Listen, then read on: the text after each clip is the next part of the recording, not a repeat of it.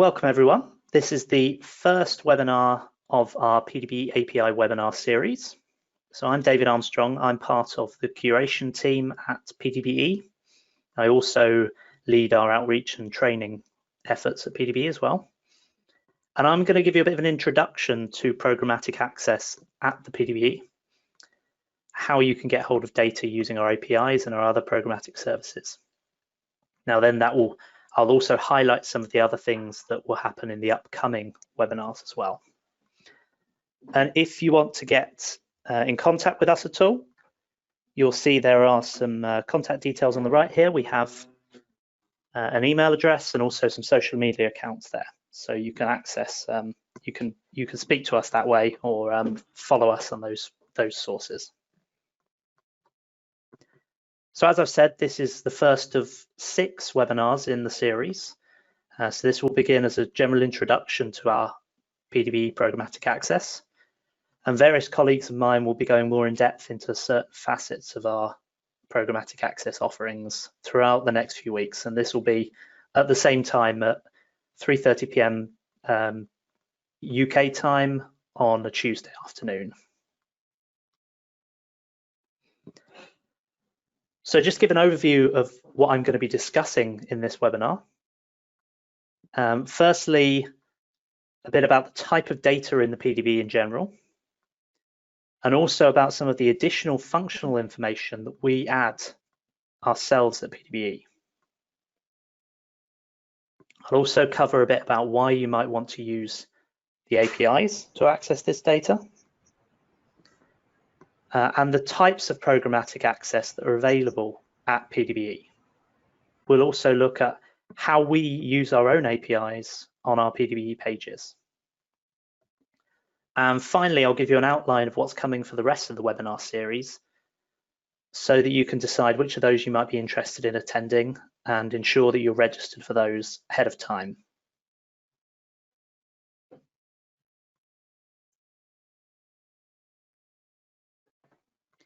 Okay, so what type of data is there in the PDBe itself, in the archive?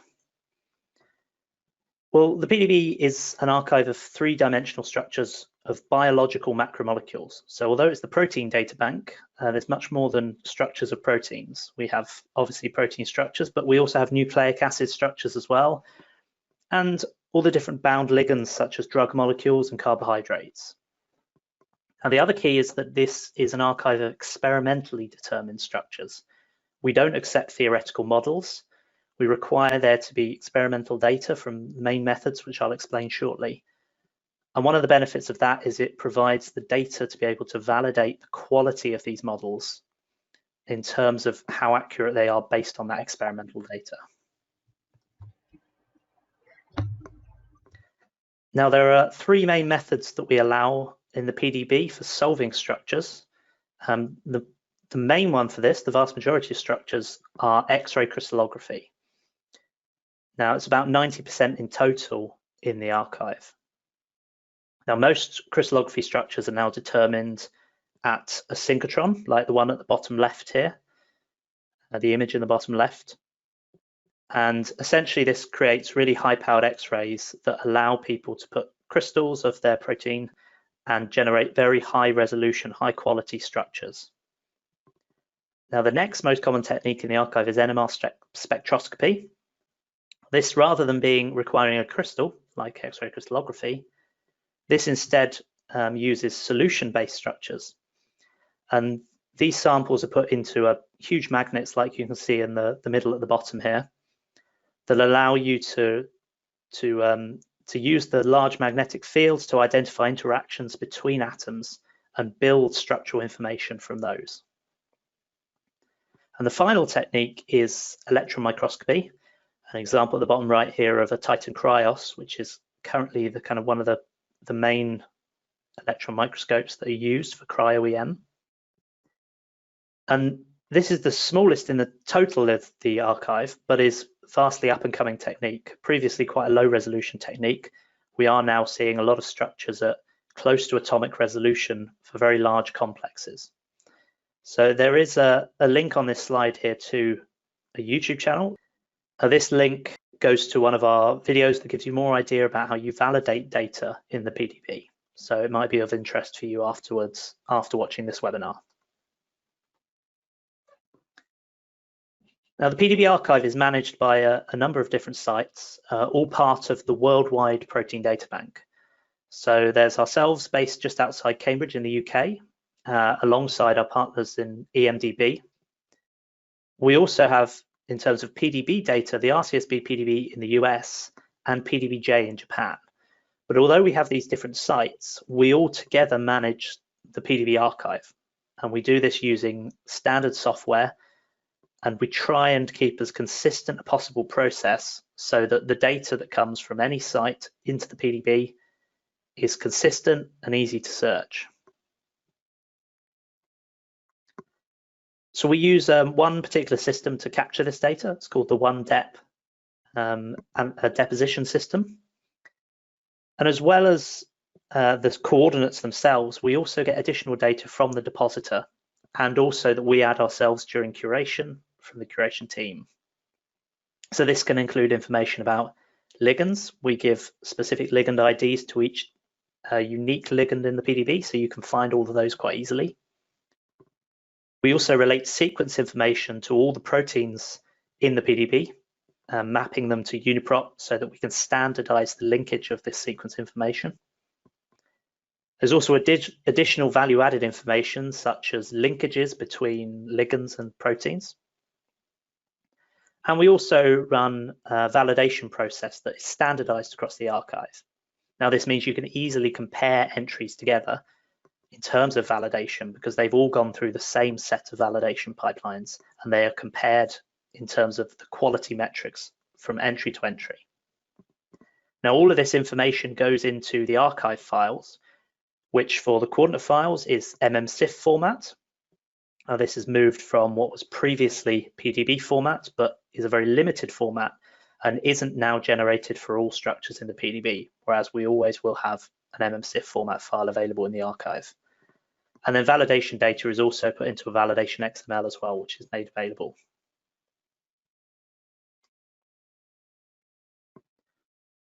As well as the data that's in the PDBe archive, we also add more functional data at PDBe through various projects we have in various systems. So there's a good reason for this. And this quote from Gerstein about coordinates themselves just specify shape and are not necessarily of intrinsic biological value unless they can be related to other information. Now, the example you see on the right here is actually what is in the coordinates of a PDBe entry. Now, this is just telling you where each individual atom is, and on its own is completely useless. However, if we can define more information about what this protein is like, in this case, we've added secondary structure, we've defined which atoms belong to a ligand and which atoms belong to an amino acid which coordinates that ligand. Suddenly, we're building in much more meaning into those structures. And we add even more of this metadata to try and help your understanding of those structures. And this gives you hopefully more biological and chemical functional information for these PDBe entries. Now, one of the other benefits of PDBe is where we are in the heart of the European Bioinformatics Institute. So we have a whole host of resources around us that we can link to and provide additional functional data.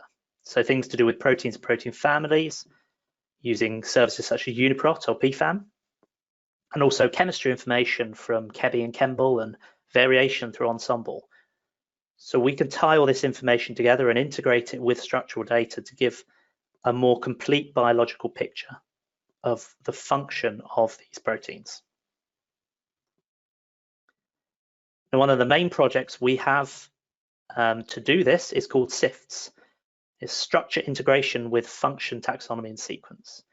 And essentially, this is inherently linking structures with sequences. So sequence data from Uniprot and structure data from PDBe. And we use this standardized mapping to also draw in information about gene ontology, about sequence families such as Interpro and PFAM, and also structural families such as SCOP and CAF. And we standardize and make this data more consistent so that when this is accessed via APIs or on our websites, it's easier to link together entries and get this functional information. Now, another project we have to add functional data is our PDBe knowledge base. Now, this is a consortium with various other different providers of structural bioinformatics data in order to bring together these structural and functional annotations so that you can understand more, even more about the biology and the chemistry about structures. So there's data here on domains, variation and drug binding, and combining this with SIFTS, we vastly increase the value of the PDBe data. And finally, in terms of the functional information, is the additional chemistry information that we draw in as well. So in the PDBe, we standardize the IDs for ligands so that these are standard across the whole of the archive.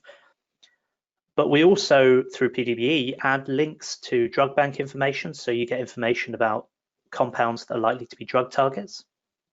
We also give cofactor annotations defining where cofactors are likely to exist in structures, as well as links out to EMBL-EBI and other chemistry resources.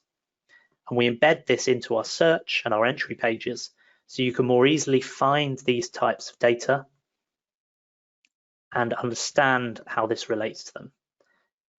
And we also run our own interaction software pipeline that helps to calculate and define the interactions between ligands and protein, and also between adjacent ligands. And we then use this to generate some of the interactive visualizations you'll see on our website, such as the ones on the right, that give you an idea of the specific interactions found between these ligands and the protein. Now, all the components comprising this pipeline are available in GitHub, and actually my colleague Lukasz will discuss these further in a future webinar. So why might you want to use PDBe's APIs to access the data in the PDBe archive? Well, one reason is the sheer amount of data that actually exists in the PDBe. So up until around the 90s, there was only a very small amount of data that's available in the PDBe. The PDBe itself will be 50 years old next year. So it's one of the oldest running archives available. And when we first started, there were very few structures available. However, this has grown exponentially. And as of today, we now have around 170,000 structures in the PDBe. And this is continuing to go up each year. So accessing this data programmatically helps you handle this huge amount of data that's available. There's also a high level of redundancy in the PDBe. Because each PDBe entry is from a specific experiment, you can get this redundancy of number of proteins. So there are 170,000 structures, as I mentioned. But actually, if we take that in terms of specific Uniprot obsessions, so that's specific sequences based in a specific organism, there are around 50,000 of these. But actually, you then get huge amounts of overlap across multiple organisms and different strains. And you can also get high levels of structural similarity, even across low levels of sequence similarity. So actually, the pool of proteins that are available to help you understand the structure of one particular protein are actually much larger. So the reason for this is of course, because the different experimental methods, but also with different conditions, different ligands bound. Particularly for drug targets, there are lots of fragments found bound to the same region of a structure, as in this example on the right here.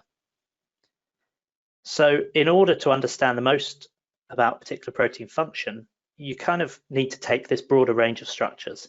And that's where the API can be really helpful in determining that range of structures and which ones you are most interested in looking at. The API is also really useful if you're looking at large-scale data analysis. So if you're trying to understand the data from large numbers of structures, it's unfeasible to access this for individual entries. So by programmatically accessing the data, you can collate this huge amount of data quite easily. It's also incredibly useful for repetition. If you want to carry out this data analysis again at a later date, perhaps doing it regularly to see how this changes as new entries are introduced to the archive, you can do this much more easily if you already have a script set up to do this. And you can also just vary slightly the input into that script and perhaps do the same analysis again for a slightly different protein family. It's of course very useful to use the API for using it for data for software pipelines rather than needing to store that data in-house. And also a lot more for visualization of data using web components. If you have a particular component that you are using to display PDB data, then rather than having to download all the files and store this data yourself, you could just use the API to serve this data on demand to your users.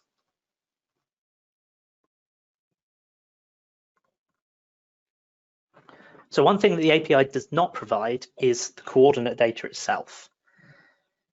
So the reason for this is the sheer volume of data that's in PDB coordinates. I mean, in some cases, we have millions of atoms in a single entry.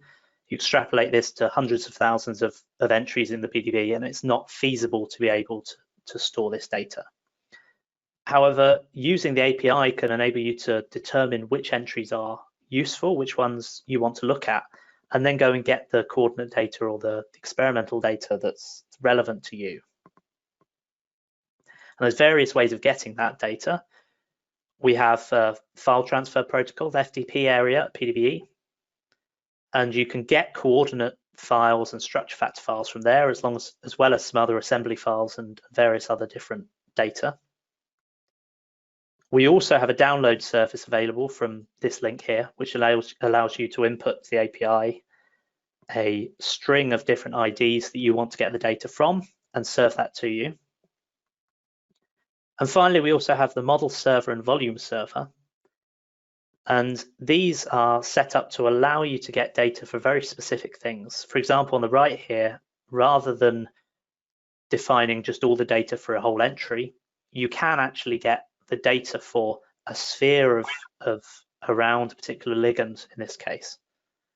So this is what we use in our mole style viewer when we show different views of a protein structure. We stream this data from the model server and then visualize it through the mole style viewer. Okay, so what type of programmatic access is available through PDBe? Well, there are three main kind of facets of access of data through PDBe. So we have querying in general, so searching for data at PDBe, which is a Solr-based system. So Solr is very powerful and allows you to create advanced search queries to find large amounts of data, but to define exactly the type of data you want to receive. We also have an entry-based API, which is created from our Oracle relational database. So this is used on our PDBe entry pages. And so for a particular PDB entry, you can get large amounts of data related to those IDs. Finally, we have a newer aggregated API. So we have a Neo4j graph database, and this is how this API is created. And the benefit of the graph database means that we can create calls that are aggregated per entity, per specific molecule, but also allow different inputs such as a ligand ID and even a specific amino acid in a protein. So a bit more information on those individual access points. So the querying system is based on Solr. So this Solr syntax allows you to create complex queries. And this is what we use on our own PDB search functionality. So actually, if you look at the URLs for a search in PDBe, these contain the API queries within them. And you can actually cross-check them between. So for example, here, I have a search that I did through our PDBe search page. And below you can see the specific items that we searched for in the API.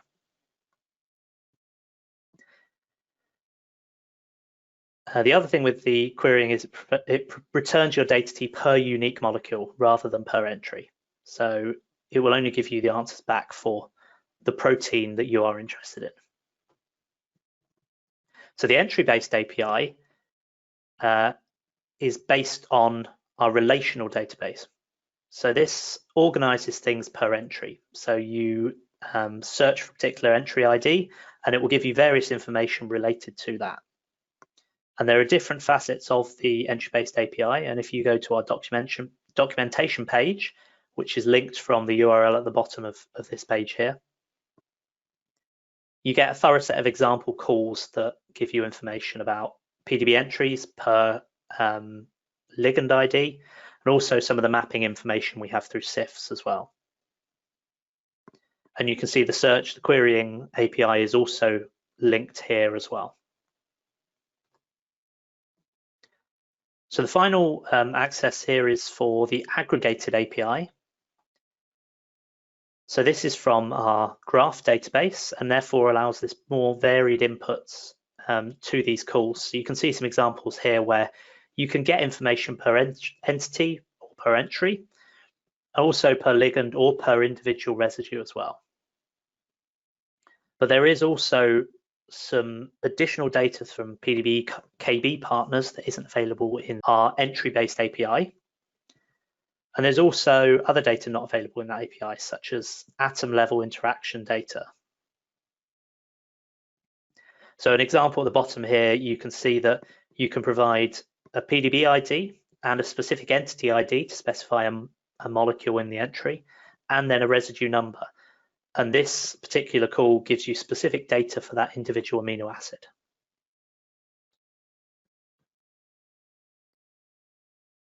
So we have various ways of implementing our APIs at PDBe. We use them ourselves to populate our pages. I think that means they can be very stable and reliable. So I just want to give you a couple of examples of how we use them. So firstly, in terms of finding validation information for a PDBe entry. Now the call defined at the top here is a list of outlier types, validation outliers for specific residues. And here I've given an entry ID 2YI7. And highlighted in red there is the URL that actually gets that specific data from the API. The other thing I just want to point out is that you can hover over in these documentation pages, you can hover over the labels in the JSON output that you get here, and it gives you a bit of information about what it's showing you in this case. So as I said, this gives you back results as JSON and in different levels. So we get our PDBe ID through entity and individual chains and models. But then it gives individual residue level outlier information. And as well as this individual residue level, it also lists all the different outliers for the particular amino acid. And we then use this information in our MolStar viewer at PDBe when we show validation report data directly on the structure. So as you can see from the coloring on the right here, depending on the number of outliers there are for a particular amino acid, depends on how we color this in the validation report.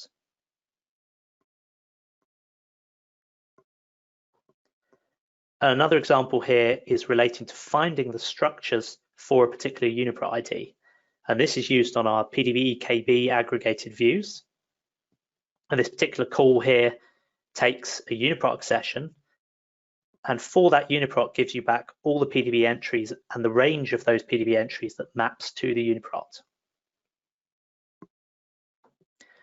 So how we then use that data is in the sequence viewer, the prop vista sequence viewer that we use on these pages.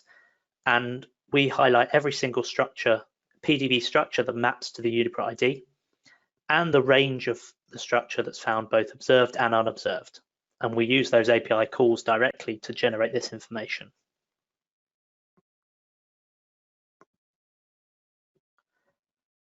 Okay, so finally, I just wanted to give an outline of the future webinars that are going to be part of this series, and just to encourage you to hopefully get involved in the ones that you think are most relevant to your work. So the next one in the series will be hosted by my colleague John, and he's going to be looking at how we do searching with the PDBe API. So different ways of finding and querying the data, and it'll also include some case studies, some examples there of how you do this. Next will be Nurul, and she will have a look a bit more at our entry-based API and look at how we create some complex queries using that API and some examples of how we use those. Next, Srinath will introduce our PDBe Graph API, which is the aggregated API that I mentioned earlier, and a bit more about how we use this in our PDBe-KB pages and some case studies related to that. Lukash will then talk a little bit more about some of the tools we have in GitHub, some of the software packages that we've used through the chemistry pipeline, and a bit more about how you access those packages and how you can repurpose those in your own processes. And then finally, Mandar will be talking a bit about data visualization at PDBe, some of the components we use to visualize data, such as Molstar for 3D visualization.